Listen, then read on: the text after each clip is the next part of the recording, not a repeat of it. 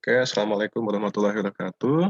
Ya, di sini saya akan menjelaskan tentang auditing siklus pengeluaran ya. Perkenalkan, nama saya Arif Dianto, mahasiswa program Pascasarjana Universitas Sangga Buana YPKP, Prodi Maksi. Nah, di sini ada jenis-jenis siklus pengeluaran yang terdiri atas aktivitas terkait dengan perolehan dan pembayaran atas barang dan jasa. Ada transaksi pembelian dan transaksi pengeluaran kas. Nah, di sini ada akun-akun yang terkaitnya. Ada debit, yaitu ada persediaan barang dagangan, persediaan bahan baku, pembelian, perskot biaya, aktiva tetap, dan aktiva lain. Lalu ada kredit, utang usaha, kas, diskon pembelian, atau retur pembelian. Nah, di sini ada tujuan audit siklus pengeluaran. Yang pertama yaitu existence of occurrence, ya. Kemudian completeness, risk and obligation, ya. Kemudian valuation or allocation, presentation and disclose. Nah, kemudian langkah untuk perencanaan audit. Nah, di sini melakukan pemahaman terhadap bisnis dan industri kliennya, kemudian menentukan materialitas, kemudian menentukan risiko bawaan, lalu melakukan prosedur analitik. Ya. Nah, di sini ada pemahaman bisnis dan industri klien. Yang pertama, kita harus tahu perputaran persediaannya, perputaran utang usahanya. Kemudian untuk materialitasnya, kita harus tahu resiko salah saji material tinggi. Alokasi ke akun harus mempertimbangkan tipe bisnis, pentingnya likuiditas, biaya penyelidikan kesalahan. Lalu untuk resiko bawaan, faktor umum yang mendorong manajemen melakukan salah saji, asumsi siklus pengeluaran seperti ada tekanan untuk mengurang sajikan atau understate biaya, tekanan untuk mengurang sajikan hutang, kerentanan harga bahan baku dan produk, resiko kecurangan yang dilakukan karyawan. Nah, kemudian di sini juga ada volume transaksi yang tinggi, pembelian dan pembayaran yang tidak sah, penggelapan aktiva yang dibeli, pembayaran double atas faktur pembelian, atau isu akuntansi yang tidak jelas, seperti melakukan biaya reparasi, pemeliharaan, sewa, atau kapitalis atau operating. Ya. Nah, kemudian untuk resiko prosedur analitik, di sini pengujian analitik dipakai untuk meneliti akun siklus pengeluaran yang mengandung salah saji. Nah, untuk prosedur analitik siklus pengeluaran, itu kita lihat hari perputaran utang usahanya, nisbah harga pokok penjualan dengan utang usaha, kemudian persentase utang terhadap total aktiva, lalu ada rasio lancarnya ya, kemudian ada rasio cepat. Di sini pertimbangan komponen pengendalian internal, lingkungan pengendalian, ada penilaian resiko oleh manajemen, informasi dan komunikasi sistem akuntansi, monitoring, aktivitas pengendalian. Ini ada kontrol environment-nya, integrity and ethical value amat penting ya di sini. Banyak peluang karyawan melakukan fraud atau kecurangan, ada peluang manajemen melakukan fraudulent financial reporting ya atau kickback oleh bagian pembelian. Kemudian ada komitmen to competence ya, melakukan harus dicerminkan dalam penarikan, penugasan dan pelatihan karyawan yang terkait dengan transaksi pembelian dan pembayaran. Kemudian ada penyimpan aktiva harus menyimpan uang jaminan atau bonding ya. Struktur organisasinya, kemudian pelimpahan wewenang dan tanggung jawab harus jelas dikomunikasikan, garis hubungan kewenangan, tanggung jawab, pelaporan yang jelas. Saat memahami bagaimana manajemen bertanggung jawab atas sumber daya tentukan, laporan digunakan manajemen untuk menilai review kinerja entitas, seberapa sering dan seberapa cepat laporan manajemen direview, keputusan yang didasarkan pada laporan, kemudian kebijakan entitas untuk menindaklanjuti isu yang dimunculkan oleh laporan kunci. Nah, lalu di poin manajemen risk assessment, di sini ada pertimbangkan kemampuan entitas untuk memenuhi kebutuhan arus kas untuk transaksi pembelian, kerugian kontingensi yang terkait dengan komitmen pembelian, lalu ada kontinuitas tersedianya pasokan dan stabilitas pemasok utama. Nah, kemudian ada juga Information and Communication Accounting System, yaitu memiliki pengetahuan tentang metode pengolahan data dan dokumen serta catatan yang digunakan dalam siklus transaksi pengeluaran. Kemudian memahami arus transaksi mulai dari awal transaksi, pencatatannya dalam buku besar sampai pengiktisaran dalam laporan keuangan. Informasi kunci yang harus dipahami oleh auditor yaitu bagaimana pembeli, pembayar, dan retur dimulai. Bagaimana transaksi dipertanggungjawabkan untuk barang dan jasa yang diterima untuk barang yang diretur atau dikembalikan. Ya. Selanjutnya, di sini apa catatan akuntansi, dokumen akun, dan file komputer yang terkait dalam akuntansi untuk setiap tahap dari setiap transaksi siklus pembelian. Kemudian proses yang digunakan entitas untuk mengawali pembayaran barang dan jasa. Nah, lalu monitoring. Aktivitas monitoring yang harus diketahui auditor, satu, umpan balik yang berjalan dari pemasok klien dalam hal ada masalah pembayaran atau pengiriman yang akan datang.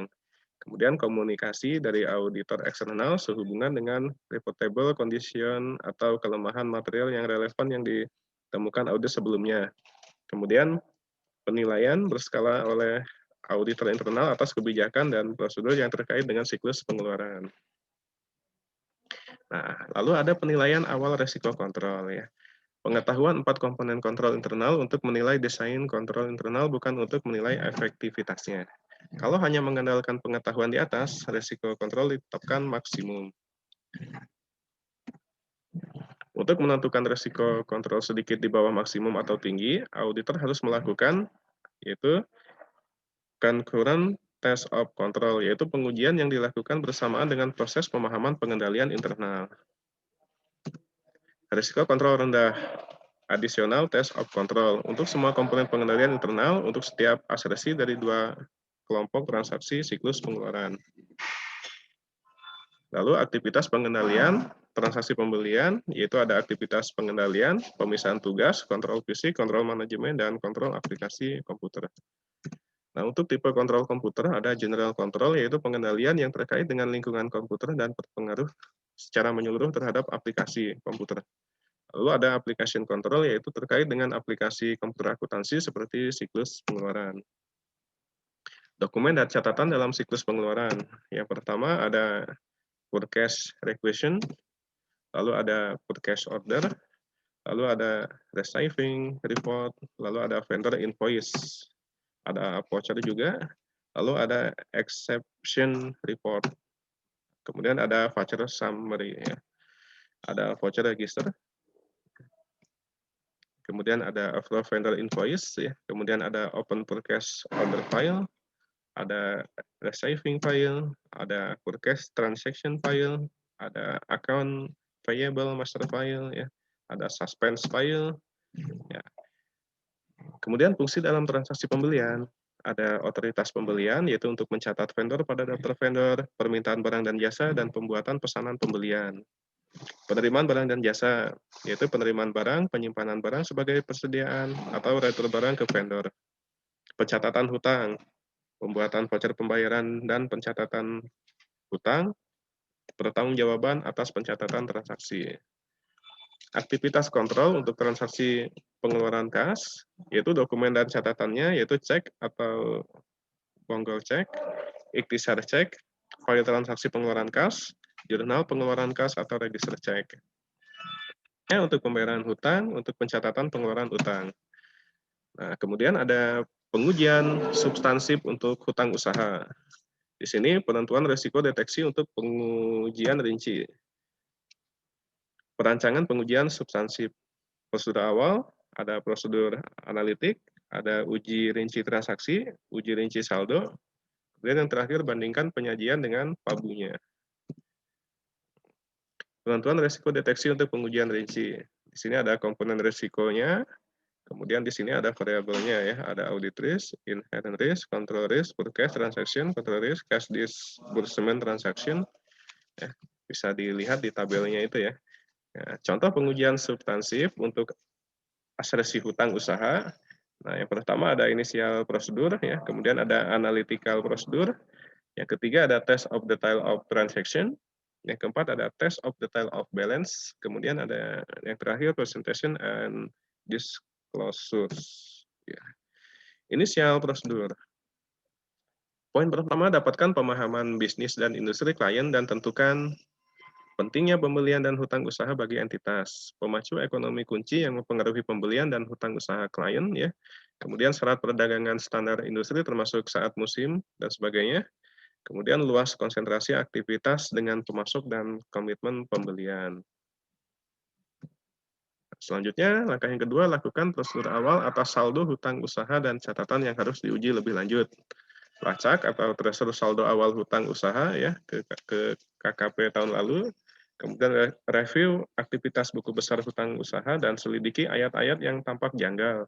Kemudian dapatkan daftar saldo hutang usaha pada tanggal, neraca, dan tentukan ke keakuratannya dengan cara yaitu lihat jumlahkan daftar dan cocokkan dengan satu jumlah arsip voucher yang belum dibayar atau arsip induk hutang usaha. Yang keduanya saldo buku besar. Kemudian uji kecocokan pemasok dan daftar saldo yang ada dalam catatan akuntansi. Langkah yang ketiga yaitu lakukan prosedur analitik. Kembangkan ekspektasi hutang usaha dengan menggunakan pengetahuan aktivitas bisnis entitas, cara dagang normal dan riwayat perputaran hutang usaha. Hutang rasio yaitu perputaran hutang usahanya, kemudian hutang usaha dengan hutang lancar. Analisis hasil rasio relatif dengan ekspektasi berdasarkan tahun lalu, data industri, jumlah anggaran, atau data lain. Bandingkan saldo biaya dengan tahun yang lalu atau anggarannya untuk menentukan indikasi kemungkinan kurang saji yang terkait dengan hutang yang belum tercatat. Lacak sampel catatan akun transaksi hutang usaha ke dokumen pendukung. Usut kredit ke voucher pendukung, faktur pemasok, laporan penerimaan dan pesanan pembelian dan informasi pendukung lain. Usut debit ke pengeluaran kas atau ke memo retro pembelian. Selanjutnya, uji rinci transaksinya, yaitu poin kelima, yaitu lakukan uji pisah batas pembelian.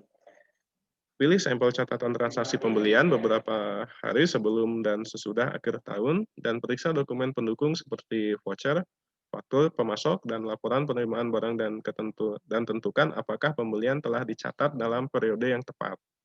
Kemudian amati nomor laporan penerimaan yang dikeluarkan pada hari terakhir periode audit, dan lacak sampel nomor laporan penerimaan yang lebih kecil dan yang lebih besar ke dokumen pembelian terkait dan tentukan apakah transaksi telah dicatat. Ya. Nah, kita lanjut lagi, yaitu selanjutnya tentang pengujian ya, lakukan uji pisah ya. Amati nomor cek terakhir ya, kemudian lacak. Di sini ada pelacakan tanggal yang sudah dibayarkan ya. Nah, selanjutnya kita lihat lagi. Nah, di sini ada poin ketujuh yaitu pencarian kewajiban yang dicatat. Di sini harus diperiksa pembayaran kemudian antara tanggal neraca dan tanggal akhir pekerjaan lapangan. Periksa dokumen hutang, selidiki ketidakcocokannya, tanyakan pada personil, kemudian review anggarannya. Selanjutnya tes detail of balance, yaitu konfirmasi ulang di sini untuk hutangnya ya. Identifikasi pemasok utama, kemudian selidiki dan lakukan rekonsiliasi perbedaan yang ada. Nah, selidiki yang ke-9, selidiki hutang yang tidak dikonfirmasi ke laporan bulanan yang diterima klien.